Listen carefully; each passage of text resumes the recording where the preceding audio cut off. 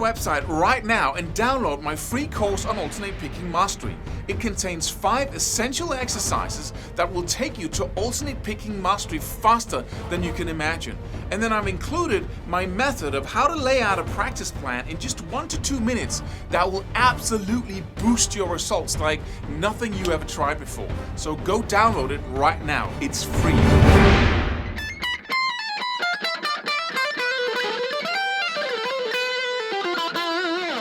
Hey, how to hold the pick. I created a video a couple of days ago about the 3 different ways in which I held the pick and what I ended up with using for the rest of my life, I assume. And there were some questions about, because people have heard me discuss this before, I should say there's autofocus on the camera, so it goes back and forth. I told you to take your index finger, place the pick so it points in the exact same direction, and then take your thumb and place so it's almost like 90 degrees. I should have cleaned my nails here, I can see, or not do housework.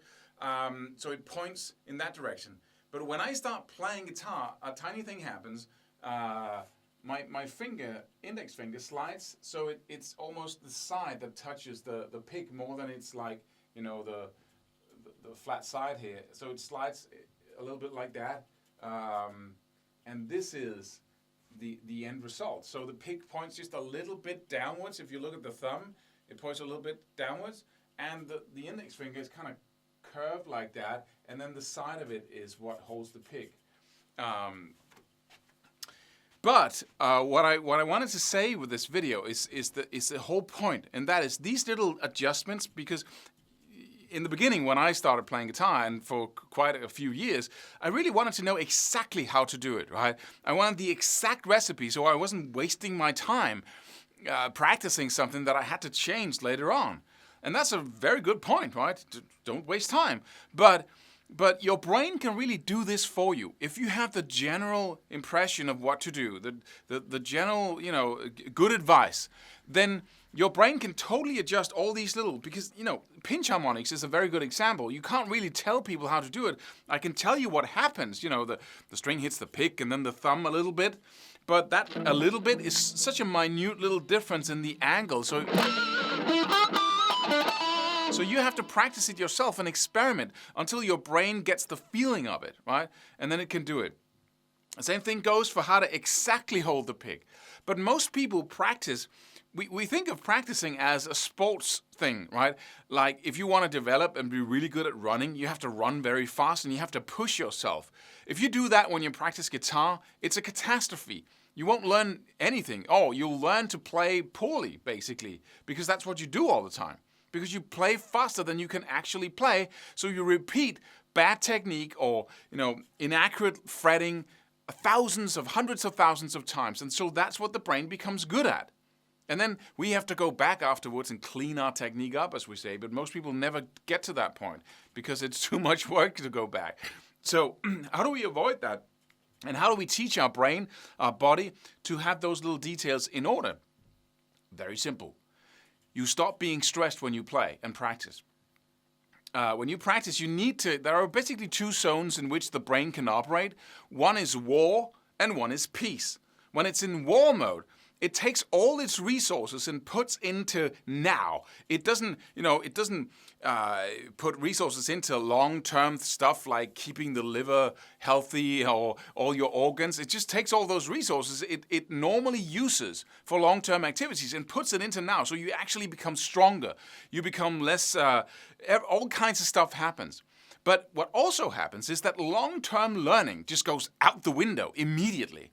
You don't have time to learn anything new when you're at war, right? If you're fighting another guy or you're stressed, and stress is fear. And whenever fear is in your body, like I want it so bad, so I'm pushing, right?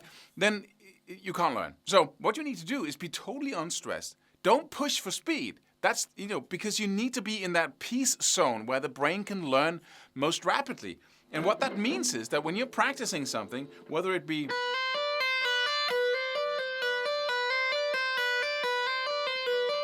a legato exercise, it needs to be easy and just below when it gets hard, right? You need to always operate at the top of what you can do with the rules followed, which is get everything right.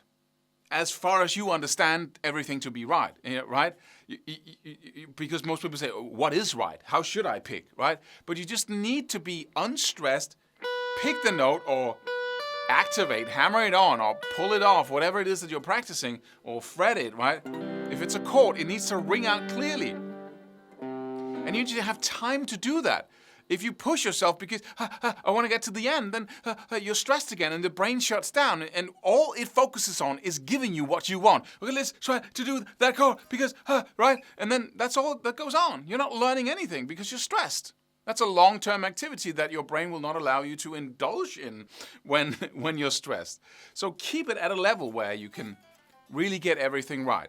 And at that pace, your brain will naturally try to save as many resources as possible, make your picking as efficient as possible. It will actually adjust your picking depth, which is a huge thing when it comes to alternate picking.